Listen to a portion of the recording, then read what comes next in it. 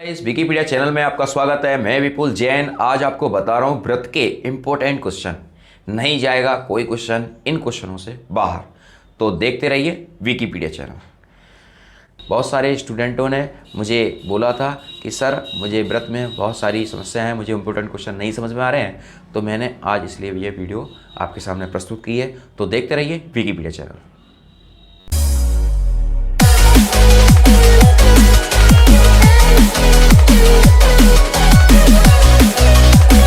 जय जिनेंद्र मित्रों, वीडियो को पूरा देखें जिससे आपको लाभ मिल सके। देखिए, आपका एग्ज़ाम 16 तारीख को है और आज 15 तारीख है, तो आप समय तो बहुत कम है, लेकिन फिर भी मैंने तैयार करके आपके सामने रख रहा हूँ। देखिए इन प्रश्नों को मैंने किस तरीके से तैयार करे हैं। देखिए यहाँ पर ये प्रश्न है पहला, यहाँ पर देखिए ये प्रश्न पहला प्रश्न है। यहाँ पर लिखते हैं, मैं थोड़ा जूम करके आपको दिखा दूँ जिससे आपको स्पष्ट नज़र आए। देखिए इंपॉर्टेंट क्वेश्चन है, छेदक रेखा। इस तरह की मुझे संभावना है कि इस तरह की कुछ डेफिनेशन या मिल सकती हैं या फिलिंग द ब्लैंक्स टाइप के क्वेश्चन कोई मिल सकते हैं। जैसे पहला क्वेश्चन में लिखा छेदक रेखा। छेदक रेखा किसे कहते हैं? एक रेखा जो वृत्त के दो बिंदुओं पर काटती है, एक रेखा जो वृत्त के दो बिंदुओं पर काटती है वृत्त की छेदक रेखा कहलाती है, जो वृत्त को ए और बी पर काट रही है। देख रहे हैं, ए बिंदु ये है, बी है, इसे छेदक रेखा कहते हैं। ठीक है, अगला क्वेश्चन है स्पर्श रेखा किसे कहते हैं? वह रेखा जो वृत्त के केवल एक बिंदु पर प्रतिच्छेद करती है, जैसे ये जा रही है आपके सामने, स्पर्श रेखा कहलाती है। कुछ बिंदु मैंने यहाँ पर बनाए हैं, कुछ यहाँ पर बिंदु को लिखा है। आप इन प्रश्नों को जरा पढ़ लीजिए ध्यान से, आपका काम हो जाएगा। वृत्त की स्पर्श रेखा, वृत्त की स्पर्श रेखा स्पर्श बिंदु से जाने वाली रेखा पर लंब होती है। ठीक है, बाह्य बिंदु से किसी वृत्त पर खींची गई दोनों स्पर्श रेखाओं की लंबाइयाँ समान होती हैं। ये प्रश्न ऑब्जेक्टिव में फिलिंग द ब्लैंक्स में आने की प्रबल संभावना है। वृत्त के अंदर स्थित किसी बिंदु से जाने वाले वृत्त पर कोई स्पर्श रेखा नहीं होती, यदि वृत्त के अंदर से कोई स्पर्श रेखा नहीं खींची जा सकती। अगला क्वेश्चन है वृत्त पर स्थित किसी बिंदु से वृत्त पर केवल एक स्पर्श रेखा खींची जा सकती है, केवल एक स्पर्श रेखा खींची जाती है। नेक्स्ट प्रश्न है वृत्त के बाहर स्थित किसी बिंदु से जाने वाली वृत्त पर दो और केवल दो स्पर्श रेखाएं होती है। अगर कोई बिंदु बाहर है और उससे केवल एक स्पर्श रेखा, दो स्पर्श रेखाएं खींची जा सकती है। ठीक है, ये आपके ये बिंदु हैं, यह होता होगा ये आपके इंपॉर्टेंट बिंदु हैं, महत्वपूर्ण पॉइंट हैं। इन प्रश्नों को आप पढ़ लीजिए, याद कर लीजिए। इनसे आपको ऑब्जेक्टिव जैसे प्रश्नों में या फिलिंग द ब्लैंक्स जैसे प्रश्नों में या डेफिनेशन टाइप के प्रश्नों में इन सवाल के आने की प्रबल संभावना है। देखिए नेक्स्ट क्वेश्चन की तरफ चलते हैं। देखिए बहुविकल्पी प्रश्न, यहाँ पर बहुविकल्पी प्रश्नों को मैंने लिखा है किसी वृत्त के किसी व्यास के सिरों पर खींची गई स्पर्श रेखाएं होती हैं। ठीक है, अब वृत्त के व्यास किस तरीके से होते हैं मैं आपको बना के दिखा दूं। देखिए लिखा है वृत्त के किसी किसी व्यास के सिरों पर खींची गई स्पर्श रेखाएं होती हैं। अब वृत्त के सिरों पर व्यास ये वृत्त है आपका। ठीक है, अब यहाँ से इस तरह से ये रेखा खींची गई, ये व्यास हो गया, तो ये आपका व्यास हो गया। यहाँ से समानांतर रेखाएं खींची जा सकती हैं, इस तरह से भी खींच सकते हैं, ऐसे। ठीक है, अगला क्वेश्चन है वृत्त के परिघत चतुर्भुज के आमने सामने भुजाएं केंद्र पर अंतरित कोण करती हैं, संपूरक कोण करती हैं। ठीक है, संपूरक कोण करती हैं। अगला क्वेश्चन है एक बिंदु बी से एक वृत्त पर स्पर्श रेखा की लंबाई 24 सेंटीमीटर है। बिंदु बी है ये, यहाँ से 24 सेंटीमीटर की लंबाई है। बिंदु बी से केंद्र की दूरी 25 सेंटीमीटर है। वृत्त की त्रिज्या ज्ञात करो। तो यहाँ पाइथागोरस थ्योरम को यूज़ करके हम यहाँ पर प्रश्न को निकाल लेंगे। अगला प्रश्न है यदि एक बिंदु आर से ओ केंद्र वाले किसी वृत्त पर आर ए और आर बी दो स्पर्श रेखाएं खींची गई जो परस्पर 80 अंश के कोण पर झुकी हुई हैं, यानी जो बीच का कोण है वो 80 अंश का है। एंगल POA बराबर होगा, एंगल यहाँ पर आप कर लीजिए, एंगल ROA बराबर है, तो यहाँ पर 50 अंश निकल के आ रहा है, आप निकाल लेना इसको। अगला प्रश्न है यहाँ पर देखिए चित्र में यदि AP, AQ केंद्र O वाले किसी वृत्त पर दो स्पर्श रेखाएं इस प्रकार है कि एंगल POQ बराबर 110, तो POQ यहाँ पर मैं नाम डाल दे रहा हूँ इनके, PO और Q, और ये आपका है बिंदु A। ठीक है, 110 है, चतुर्भुज का लगा दो। त्रिज्या स्पर्श रेखा पर 90 अंश का बनाती, ये भी 90 हो गया, ये भी 90 हो गया। 90 90 180, 180 और 10 190, 190 2 से 90 और यहाँ से आप घटाएंगे 360 में 70 अंश आपका आ जाएगा। अगला प्रश्न देखिए यहाँ पर, ये आपके बहुविकल्पी है। नेक्स्ट प्रश्न की तरफ चलते हैं। देखिए नेक्स्ट प्रश्न है, व्रत के सिद्ध कीजिए व्रत के किसी बिंदु पर स्पर्श रेखा बिंदु से जाने वाली त्रिज्या पर लंब होती है। यह आपकी प्रमेय है, 2 थ्योरम हैं आपकी और ये 2 थ्योरम हैं। सिद्ध कीजिए व्रत के किसी बिंदु पर स्पर्श रेखा बिंदु से जाने वाली त्रिज्या पर लंब होती है। एक थ्योरम है आपकी दूसरी, सिद्ध कीजिए व्रत के बाह्य बिंदु से व्रत पर खींची गई रेखाओं की लंबाइयां आपस में बराबर होती हैं, यानी ये और ये भुजा आपस में बराबर होती है। ये आपको प्रूव करके दिखाना है। ये 2 थ्योरम है। अगला क्वेश्चन है अति लघुत्तरी। अति लघुत्तरी में देखिए, अति लघुत्तरी जो क्वेश्चन है यह लिखा है, एक व्रत की कितनी स्पर्श रेखाएं होती हैं, एक व्रत में कितनी स्पर्श रेखाएं हो सकती हैं। तो यहाँ पर प्रश्न है, एक दिए व्रत की परिधि पर एक बिंदु द्वारा एक स्पर्श रेखा खींची जा सकती है, परंतु अनंत बिंदुओं की सहायता से अपरिमित रूप से हम अनेक स्पर्श रेखाएं खींच सकते हैं। अगला प्रश्न देखिए, सिद्ध कीजिए व्रत के व्यास के सिरों पर खींची गई रेखाएं समांतर होती है। जैसा कि अभी हमने ऑब्जेक्टिव में ये क्वेश्चन पढ़ा था कि व्रत की समानांतर होती हैं, ये प्रश्न बनता है। ठीक है, अगला प्रश्न देखिए यहाँ पर, चित्र में व्रत का केंद्र O है तथा TP T' व्रत के बिंदु P पर स्पर्शी है।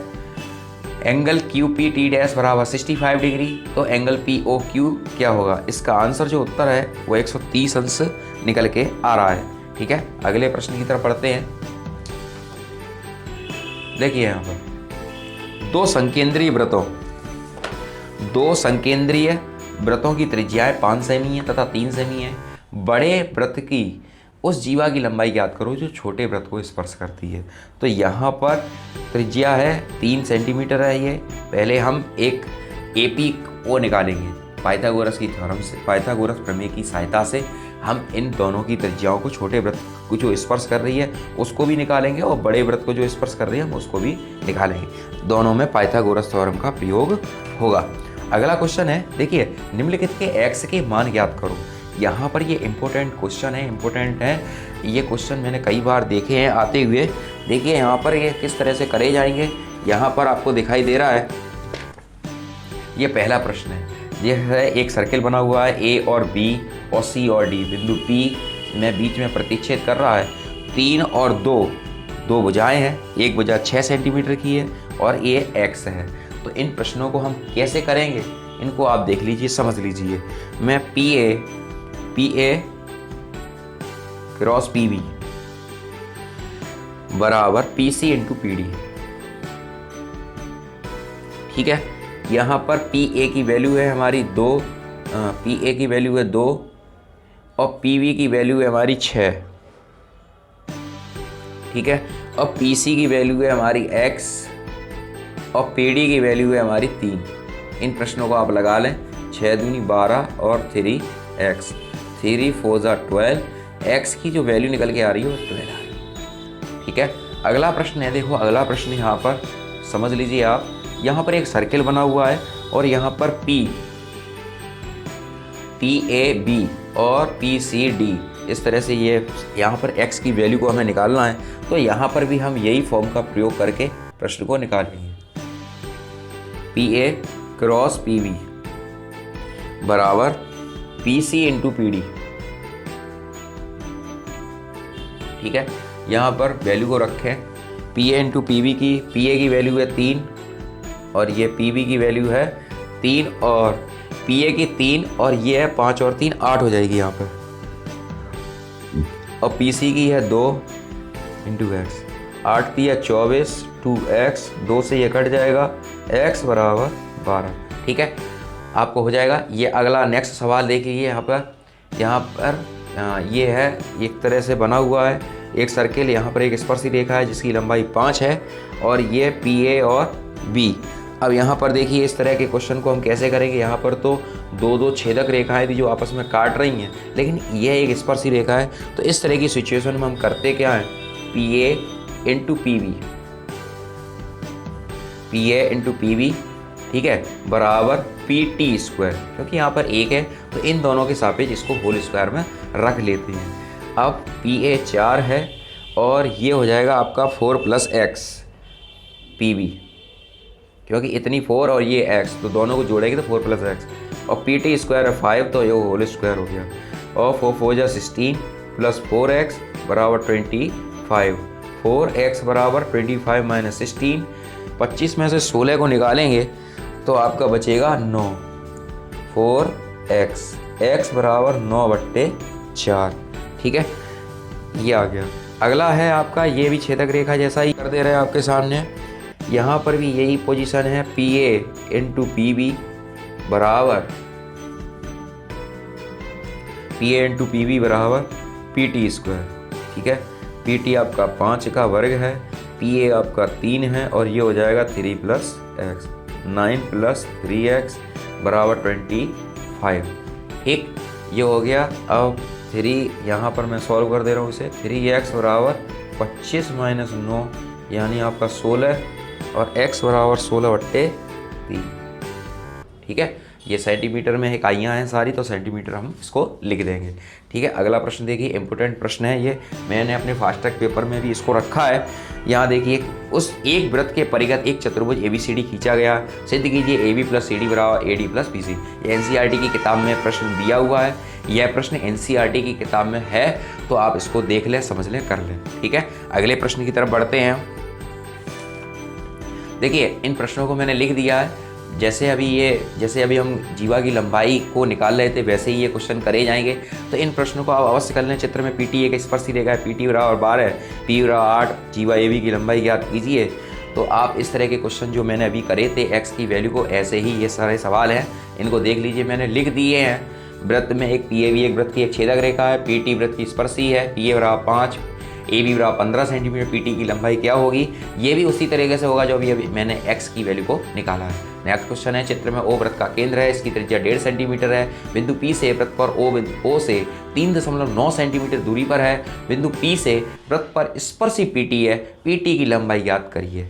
ठीक है, यहाँ पर ये देखिए, ये क्वेश्चन को समझ लीजिए, यहाँ पर एंगल दे रखा है यहाँ पर इन्होंने, तो यहाँ पर अगर आप पाइथागोरस थ्योरम लगा दें तो ज़्यादा बेटर है, क्योंकि देखिए यहाँ पर 90 डिग्री है, 90 डिग्री बड़े कोण के सामने की भुजा बड़ी होती, तो ये कर्ण हो जाएगी, ये आपका लंब हो जाएगा, और ये आपका आधार हो जाएगा।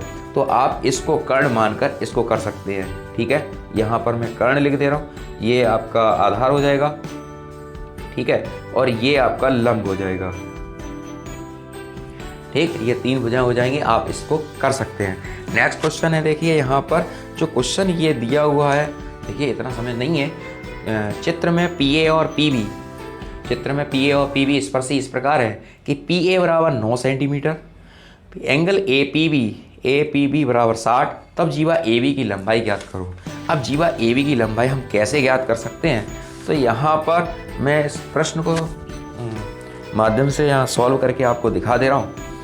ठीक है, देखिए यहाँ पर लघुत्तरी प्रश्न है, ये दिया हुआ है 90 डिग्री, ये 9 ये दे रखे हैं, क्योंकि खींची गई स्पर्शी रेखाएं आपस में बराबर होती हैं।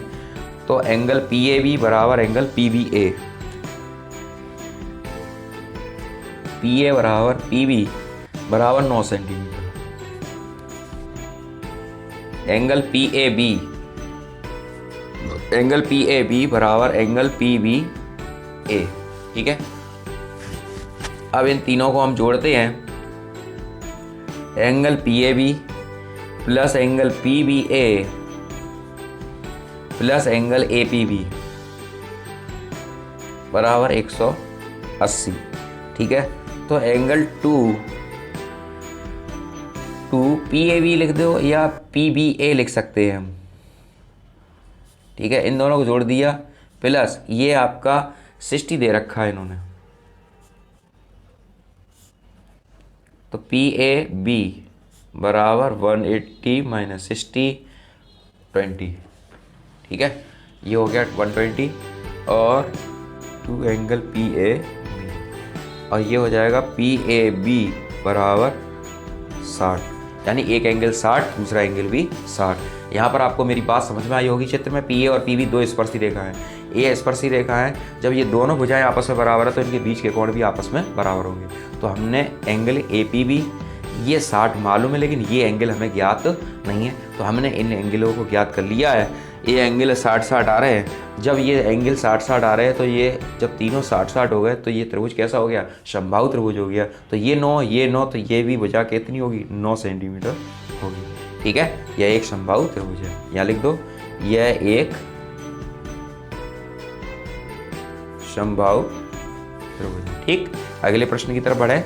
ये क्वेश्चन है, चित्र में ओ वृत्त का केंद्र है, बिंदु Q से वृत्त के बिंदु P पर स्पर्श रेखा PQ इस प्रकार है कि PQ बराबर 4 सेंटीमीटर, एंगल PQO बराबर 45 डिग्री, वृत्त की त्रिज्या ज्ञात करो। ठीक है, तो यहाँ पर हम इस प्रश्न को किस तरह से करना है ये समझ लीजिए। एंगल OPQ, देखिए यहाँ पर क्वेश्चन नंबर 2,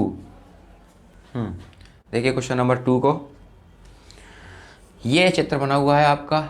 ठीक है, एंगल OPQ वृत्त की त्रिज्या स्पर्श रेखा पर लंब होती है, वृत्त की त्रिज्या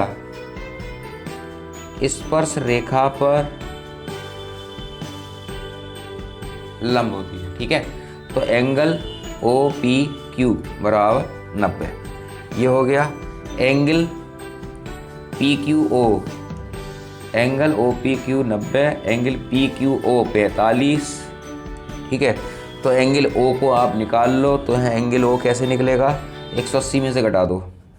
एंगल POQ बराबर 180 माइनस 90 माइनस 45, तो 180 में से ये 135, ये आपका बच रहा है शेष 45। ठीक है, एंगल POQ बराबर 45 डिग्री। तो यानी ये एक समद्विबाहु त्रिभुज हो जाएगा, क्योंकि यहाँ पर दो एंगल आपस में बराबर हैं, एक ये 45 है और ये। जब दो एंगल आपस में बराबर हैं तो आमने सामने की भुजाएं भी आपस में बराबर हो जाएंगी। तो ये आपकी 45, ये आपकी 4 हो जाएगी। OP बराबर 4 और PQ तो दे ही रखा है 4। ठीक है, यह एक समद्विबाहु त्रिभुज होगा। चलिए आगे प्रश्न की तरफ बढ़ते हैं।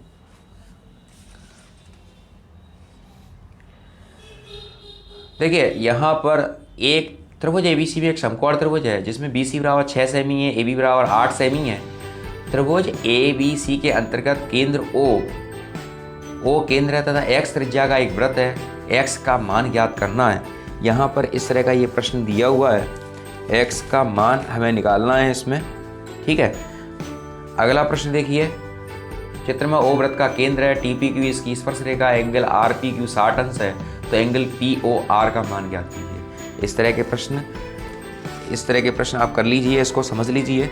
इस तरह का प्रश्न किस तरह से होगा तो ये आप देखिए। पहले देखिए यहाँ पर जो 60 अंश ये दे रखा है। ठीक है, वृत्त की त्रिज्या स्पर्श रेखा पर लंब होती है, तो यह टोटल हो जाएगा 90। तो 90 में से ये कितना बचेगा, ये 30। ठीक है, और ये भी 30, ये दोनों भुजाएं आपस में कैसी हो गई, बराबर। ये 30 तो ये भी 30। अब 30 दूनी 60 और ये कितना हो जाएगा, 120। आपको मेरी बात समझ में आ रही है? देखिए, वृत्त की त्रिज्या स्पर्श रेखा पर लंब होती है, ये टोटल आपका 90 है। OPQ आपका कितना है, 90, और बीच में ये आधा दे रखा है 60, तो कितना रह गया, 30। ये इतना सा 30 हो गया, ये वाला। ठीक है, ये 30, ये भी वृत्त की त्रिज्या है OP, और OR भी वृत्त की त्रिज्या है, तो ये 30 तो ये वाला भी 30। 30 और 30 जोड़ते हैं तो कितना होता है, 60। त्रिभुज के तीनों कोणों का योगफल 180। 180 में से 60 को घटा दो तो आपका कितना बचेगा, 120। इसका आंसर आएगा एंगल POR बराबर 120 अंश। ठीक है, देखिए अगला क्वेश्चन, सिद्ध कीजिए वृत्त के परिगत बनी चतुर्भुज की आमने सामने की भुजाएं केंद्र पर संपूरक कोण अंतरित करती हैं।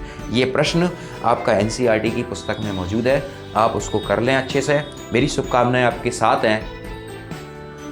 यदि आपकी कोई भी समस्या है तो आप कमेंट बॉक्स में अपनी राय को जरूर प्रस्तुत करें, जिससे मैं अपनी अगली वीडियो में आपकी कमेंट रखूं। आप अपने गुरुजनों का, अपने माता पिता का, अपने विद्यालय का नाम रोशन करें। यही मंगल कामनाओं के साथ मैं आपके उज्जवल भविष्य की कामना करता हूँ। जय जिनेन्द्र, जय हिंद, जय भारत।